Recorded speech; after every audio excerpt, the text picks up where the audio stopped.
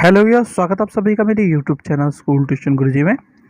बच्चों, हम कर रहे हैं आपका चैप्टर 5 अध्याय 5 the fundamental unit of life, यानी जीवन की मौलिक इकाई। और आज हम इसमें पढ़ने वाले हैं बच्चों स्ट्रक्चरल ऑर्गेनाइजेशन, यानी cell and its structural organisation, कोशिका और उसकी संरचनात्मक संगठन के बारे में बच्चों। तो चलिए शुरू करते हैं बच्चों से। तो बच्चों, जब हम बात करते हैं कॉमन स्ट्रक्चर ऑफ सेल, यानी कोशिका की सामान्य संरचना की, तो हमें उसमें तीन चीज़ें कॉमन मिलेगी बच्चों। पहली है प्लाज्मा या सेल मेम्ब्रेन, जिसे हम प्लाज्मा या कोशिका झिल्ली कहते हैं बच्चों। फिर है बच्चों उसमें केंद्रक या न्यूक्लियस। तीसरा है बच्चों साइटोप्लाज्म, यानी कोशिका द्रव्य। ये पादप कोशिका और जंतु कोशिका दोनों में कॉमन होते हैं बच्चों, और दोनों में ही ये पाए जाते हैं। एक चीज आती है बच्चों उसमें, सेल वाल, जिसे हम कोशिका भित्ति कहते हैं बच्चों। ये वाला भाग केवल और केवल जो पादप कोशिकाएं होती हैं उनमें आपको देखने को मिलेगा। ठीक है बच्चों, जंतु कोशिका में ये वाला भाग आपको देखने को नहीं मिलेगा। तो इसलिए हम कह सकते हैं क्या कि ये वाला और ये वाला, यानी प्लाज्मा मेम्ब्रेन, न्यूक्लियस और साइटोप्लाज्म, प्लाज्मा झिल्ली, केंद्रक और कोशिका द्रव्य, ये आपके क्या है, basic common structures of cell की चीज़ें हैं, यानी कोशिका की सामान्य संरचना में चीज़ें आपको देखने को मिलती हैं बच्चों। अब अगर बात करें बच्चों प्लाज्मा या सेल मेम्ब्रेन की, तो वो सबसे बाहरी आवरण पर आपको देखने को मिलती है सेल के। अब बात आती है कि इसके कार्य क्या है, ये क्या क्या करती है। तो ये क्या करती है, ये it keeps a cell intact, यानी यह कोशिका को अक्षुण्ण रखती है। फिर क्या करती है बच्चों, ये act as a protective barrier, यानी एक सुरक्षात्मक बाधा के रूप में ये कार्य करती है। फिर क्या करती है बच्चों, regulate transport in and out of the cell due to which it is also called selectively permeable, यानी एक सुरक्षात्मक बाधा के रूप में कार्य करती है, कोशिका के अंदर और बाहर परिवहन को नियंत्रित करती है, जिसके कारण उसे चयनात्मक प्रागण्य झिल्ली भी कहा जाता है बच्चों। और क्या करती है बच्चों, ये some lipid molecules example oxygen, carbon dioxide can pass easily, यानी छोटे लिपिड घुलनशील अणु जिनका उदाहरण है ऑक्सीजन और कार्बन डाइऑक्साइड, इसमें से आसानी से गुजर सकते हैं। फिर है बच्चों water can easily cross the membrane, यानी पानी आसानी से झिल्ली को पार कर सकता है। अब हम सभी को पता है बच्चों कि प्लाज्मा झिल्ली कोशिका के परिवेश के साथ सामग्रियों का भी आदान प्रदान करने की अनुमति देती है, यानी plasma membrane allows cells to exchange material with its surrounding. तो इसके लिए क्या करते हैं बच्चों, for this the cell uses simple process by exchange of oxygen, carbon dioxide, water, यानी इसके लिए कोशिका ऑक्सीजन, कार्बन डाइऑक्साइड, पानी के आदान प्रदान के लिए सरल प्रक्रियाओं का उपयोग करती है। और प्रक्रियाएं कौन सी होती है बच्चों, डिफ्यूजन और ऑस्मोसिस, यानी प्रसार और प्रसारण प्रक्रियाओं का प्रयोग होता है यहाँ पे। अब ऐसा करती क्यों है कोशिका, ऐसा इसलिए करती है ताकि वो कोशिका जीवित रह सके या उसका सेल का सर्वाइवल हो सके, यानी in order for cells to survive they must take in nutrients and get rid of waste products. The cells move their substances in and out by active और पैसिव ट्रांसपोर्ट, यानी कोशिकाओं को जीवित रहने के लिए उनके पोषक तत्वों को ग्रहण करना होगा और अवशिष्ट उत्पादों से छुटकारा पाना होगा। कोशिकाओं के इन पदार्थों को सक्रिय या निष्क्रिय परिवहन द्वारा अंदर और बाहर ले जाते हैं बच्चों। तो हम मोटे मोटे तौर पे क्या कह सकते हैं बच्चों, transportation in cell through cell या प्लाज्मा मेम्ब्रेन, यानी कोशिका या प्लाज्मा झिल्ली के माध्यम से कोशिका में स्थानांतरण दो तरीके से होता है, एक्टिव ट्रांसपोर्ट और पैसिव ट्रांसपोर्ट, यानी सक्रिय स्थानांतरण और नकारात्मक स्थानांतरण। अब इनके उदाहरण क्या है बच्चों, तो इनके उदाहरण है एक्टिव वाले का, यानी सक्रिय का है एंडोसाइटोसिस और एक्सोसाइटोसिस, और पैसिव वाले का हम उदाहरण देख सकते हैं बच्चों आइसोटोनिक सॉल्यूशन, हाइपोटोनिक सॉल्यूशन और हाइपरटोनिक सॉल्यूशन, जिसे हम संप्रसारी, अल्पसारी अति प्रसारी विलयन के तौर पे जानते हैं बच्चों। अब जरा पहले एक्सोसाइटोसिस और एंडोसाइटोसिस को समझ लेते हैं बच्चों।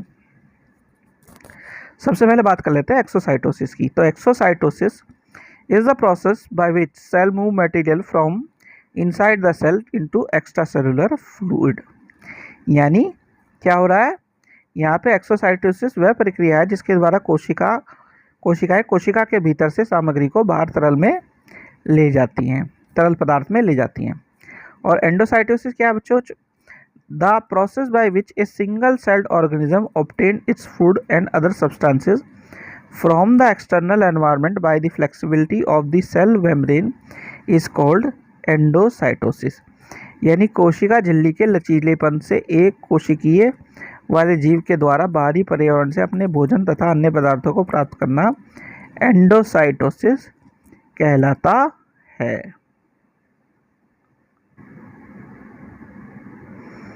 अब इसका क्या है बच्चों एक एग्जाम्पल? इसका एग्जाम्पल है कि अगर सेल की ऊपर की मेम्ब्रेन ऐसी हो तो उसके सराउंडिंग से सब्सटेंसेस को कैसे सेल ले लेता है बच्चों।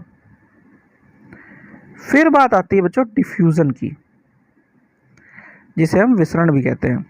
तो वो जो net passive movement of the molecules और particles from region of higher to the region of lower concentration को हम डिफ्यूजन कह देते हैं। यानी उच्च सांद्रता वाले क्षेत्र से निम्न सांद्रता वाले क्षेत्र की ओर अणुओं या कणों की शुद्धता निष्क्रिय गति द्वारा होती है, उसे हम डिफ्यूजन या विसरण कह देते हैं बच्चों।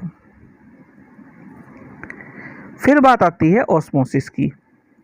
अच्छा, ऑस्मोसिस क्या है? The net movement of water molecules through the cell membrane from an area of higher to an area of lower potential. यानी कोशिका झिल्ली के माध्यम से उच्च क्षेत्र से कम जल क्षमता वाले क्षेत्र की ओर पानी के अणुओं की गति, शुद्ध गति जिसे बोल देते हैं हम, वो क्या कहलाती है बच्चों? परासरण कहलाती है। अच्छा, अब इसमें एक चीज़ समझ लीजिए बच्चों, जो आपका डिफ्यूज़न है और ऑस्मोसिस है, दोनों एक ही चीज़ कर रहे हैं, लेकिन फ़र्क सिर्फ इतना है, ऑस्मोसिस या परासरण में आपके पास क्या है?